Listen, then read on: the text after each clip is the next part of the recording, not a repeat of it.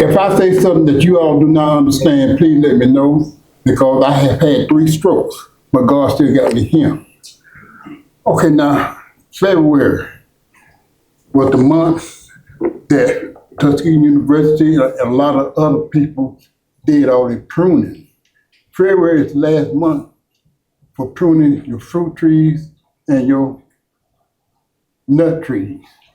Now, in Alabama, the only nut tree that I actually be concerned about would be pecans. And I am doing a new article on pecan trees now. Now, since we have done all the preparation, pruning, etc., for the fruit tree, we need to know something about insect and diseases, spray programs. And today I'm going to talk about Capi cuculio and plum cuculio. Capi cuculio is devastating on what causes the wormy peas. Plum cuculio is the insect that causes the wormy fruits.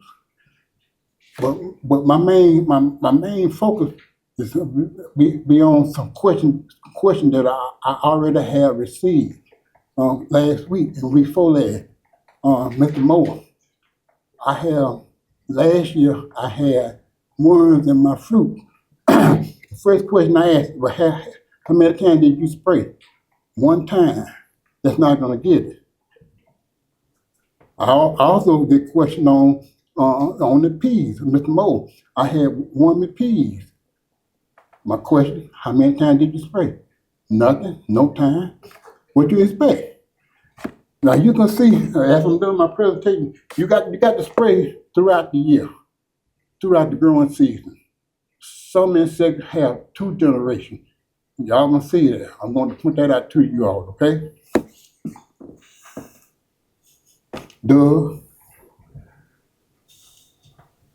Okay, my name is Jeffrey Moore. I'm county for Barber, Bullard, and Russell County, okay?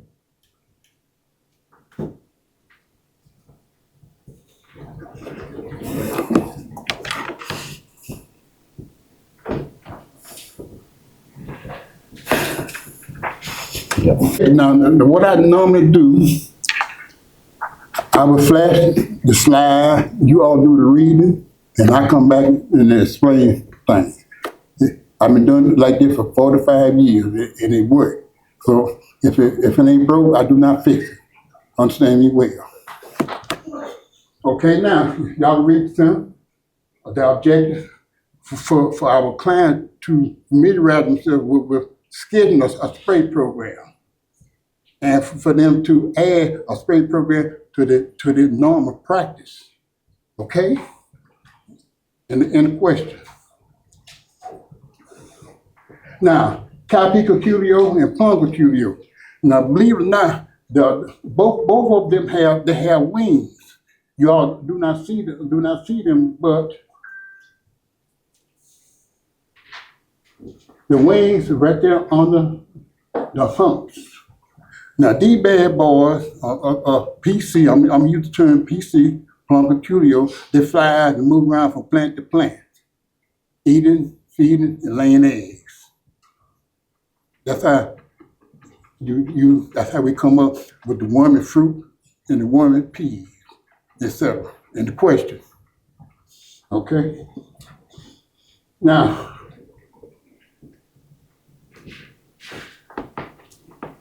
plum cuculio insects, disease for fruits and vegetables. They are both of them are beetles. They have a sharp snout at the end. It peels the fruits. A lot of people get confused on when to start treating for cuculio. It's all about timing and prevention. Y'all will see that later on. Now, this is the cycle. Both of them have the same life cycle: egg, larvae, pupae, and adult.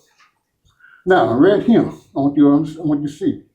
You see, it was. Remember, I said that the plum cuculio moves around and flies around from plant to plant.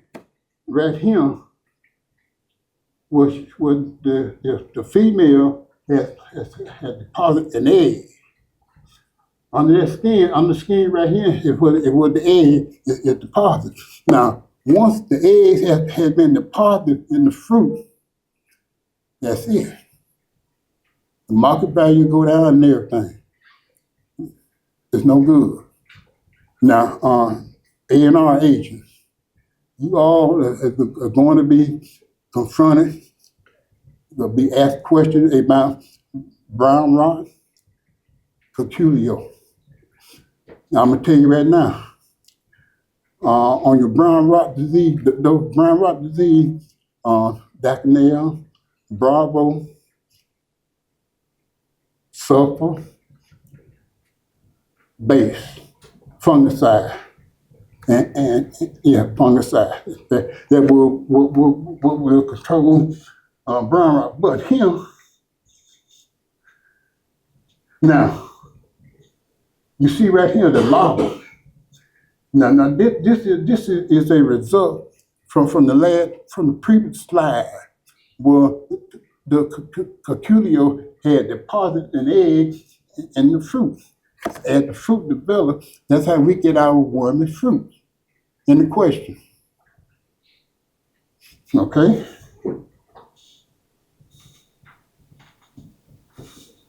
Now, I like to stress the point of breaking the cycle of the development of the curculio. Now, y'all have seen you walk around in your orchard, you have fruits on the ground. Sanitation is another means for controlling the curculio, from curculio. Now, you pick up those fruits. Now, why you pick them up? You pick them up because the larva or the grub inside the fruit had developed, right? It started eating. And then what they would do, what happens when that fruit falls to the ground, the larva or the grub is tunnel outside the fruit, which goes in the ground, will start the life cycle. Am I making sense? Okay, good enough. Now, at this point, when you start controlling for your curculio in your fruit tree, when you first see the first flower buzz. Now, I have read, done my research, this they start when the flower opens. Now, when the flower opens, that curculio is moving around on that plant. That's now depositing the eggs in the flower while it's open. When the fruit, y'all say what happened to the fruit? The curculio is moving around, depositing the egg, causing that crescent shape on the fruit, depositing the egg, that will cause the wormy fruit. The same thing happens in your wormy peas, in your peas. When the peas first develop, shows you the flower bud start controlling then, okay? In the question, okay? I'm going too fast. Good enough. Now, these are some control practices. Now, you have Captain 7 Malafon. Now, I have some here. I left my major phone in my truck. But I'm not going to open any of these, but I am going to demonstrate how to measure them. Now, you see I have a jar, dishwasher lid there. Didn't have any jar when I got there, but I have to cheat. You know what I'm saying? Now, you can call me a cheaper, I don't care. Okay, I'm standing away. Now, surfactants, very important. Very important. Now we're going to see what the role of a surfactant or a spreader sticker. Spreader sticker, surfactant, same thing. Got me now?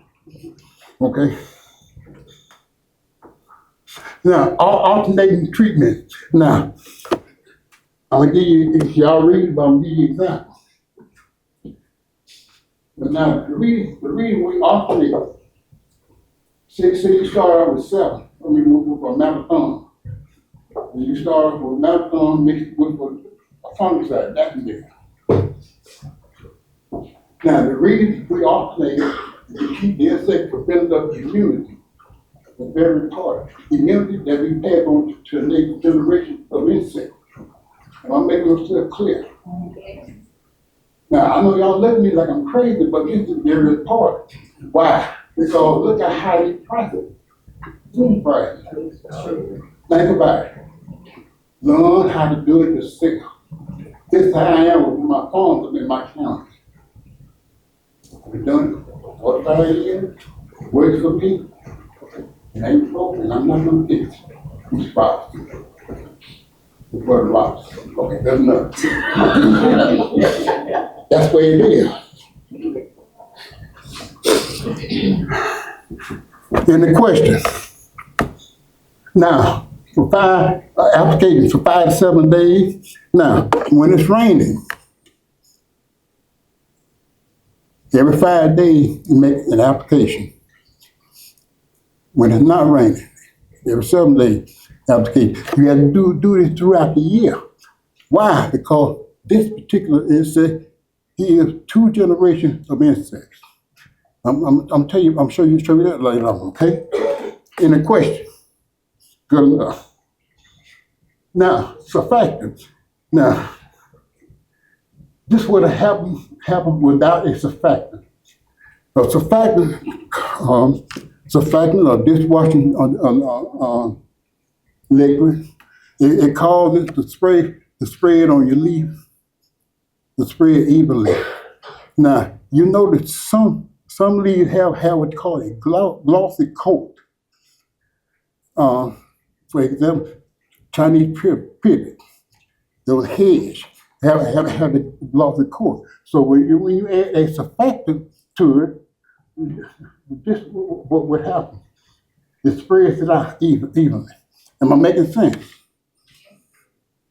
Okay, good enough. I ain't entomology man that just walked in, okay?